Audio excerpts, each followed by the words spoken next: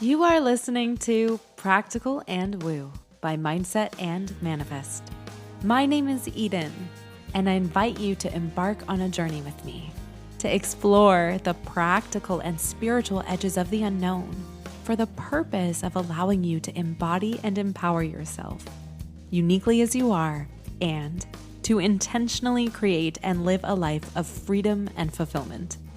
Each week, I'm going to discuss topics such as energetics, reality creation, manifestation, astrology, tarot, and more to help empower you to live beyond perceived limitations and to practically design your life so it feels like absolute magic every step of the way. Let's dive in. Well, hello, brilliant soul. This week on Practical and Woo, I wanted to bring a fun, lighthearted story into your world. A story that I look upon favorably, a story that continues to serve as a reminder of the importance of managing your priorities for the right reasons, and also the benefit inspired by choosing to play in your life and in your reality. This story is one that I would describe as a manifestation success story, but not necessarily in a way of I wanted it, so I got it. Instead, this was an experience that lent itself to deeper and more fulfilling principles than I could have ever anticipated. I'm not sure any of this makes sense to you yet, and I'm hoping it will as I tell you the details of this incredibly fond memory of mine. I have a really dear friend who, on many instances, I've gotten to experience some really cool synchronistic things with. On this particular day, this friend of mine, actually it was the day before.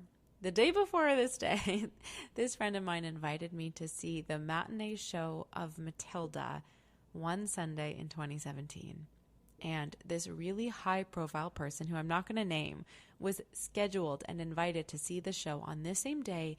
And so the cast wanted to ensure that the seats of the matinee were filled in order to give the high-profile person the complete, most amazing possible experience that they could have.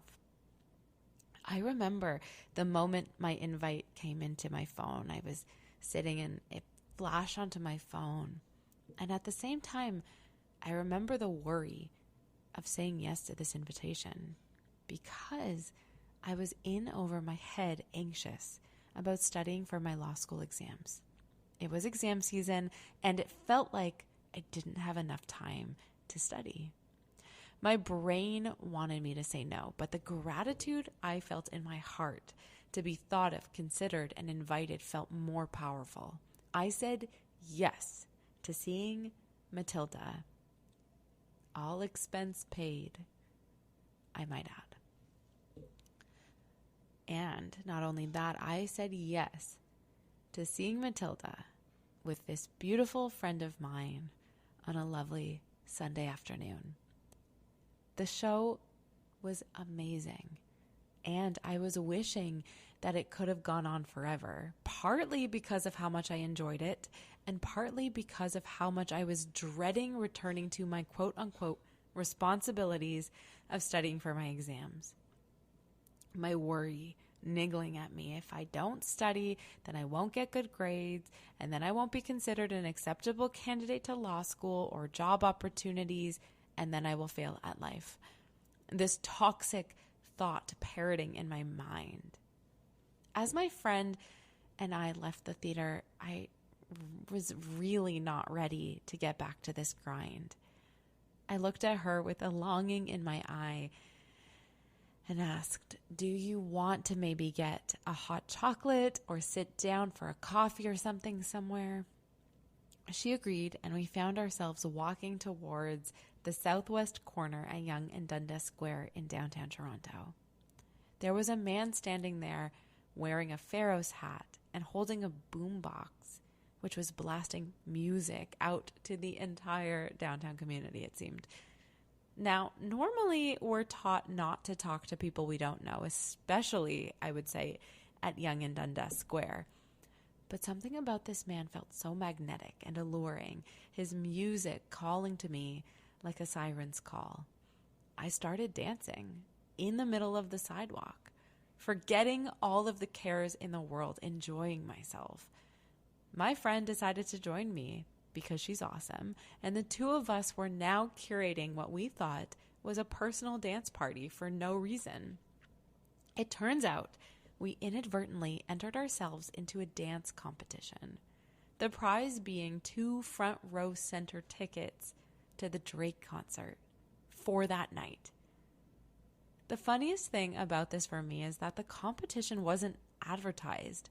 The boombox was the only draw, and I don't know if it was a social experiment, a marketing campaign, or a saving grace from the universe to give me more time out and having fun. But at first, my friend and I were the only ones dancing. A crowd was drawn to us because our cumulative energy felt so exuberant and magnetic, and more people started to join in. It wasn't until a certain point that we learned about the competition. And at that moment, we figured, what the heck? Let's go for it.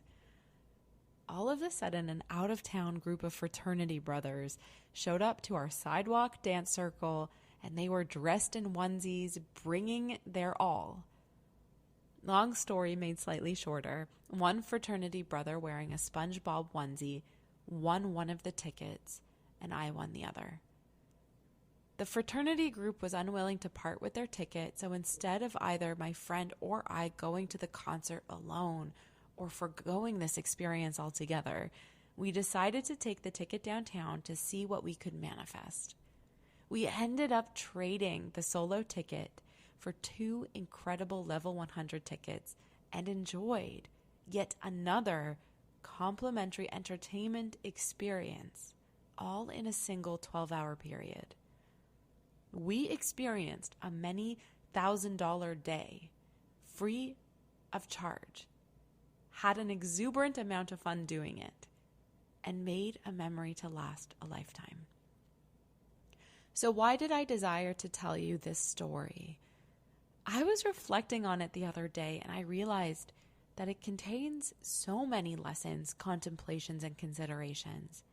Looking back upon this day, I feel immense gratitude for following my heart and saying yes to joy, exuberance, and enjoyment instead of succumbing to my worries of not studying enough for my exams, instead of listening to the mental monsters that were trying to convince me that I needed to suck the joy out of my life so that I could be considered a suitable candidate. I almost traded a memory that lasts a lifetime to do something that seems truly unimportant to me now. I don't work for a law firm. I don't need anyone to consider me acceptable. I choose how I color in my life, and the color spectrum that I subscribe to is one where I get to walk authentically as myself in alignment with those who vibe with what I have to offer. It feels really unimportant now, but I also happened to do really well on those exams, even though I traded a day of studying for a day of magic. Maybe it was because I traded a day of studying for a day of magic. Fears, anxieties, and worries are often the hurdles that hold us back from living our lives to the fullest and from seizing the day. They are barriers to entry on living a meaningful and fulfilling life. I'm not denying that they feel real. Oh my goodness, how real do I know that they feel?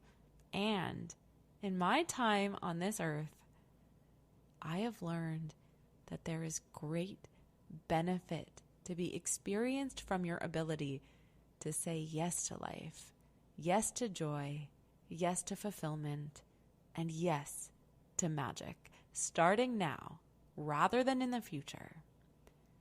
The life of your dreams really is at your fingertips. You just need to say yes. until next time.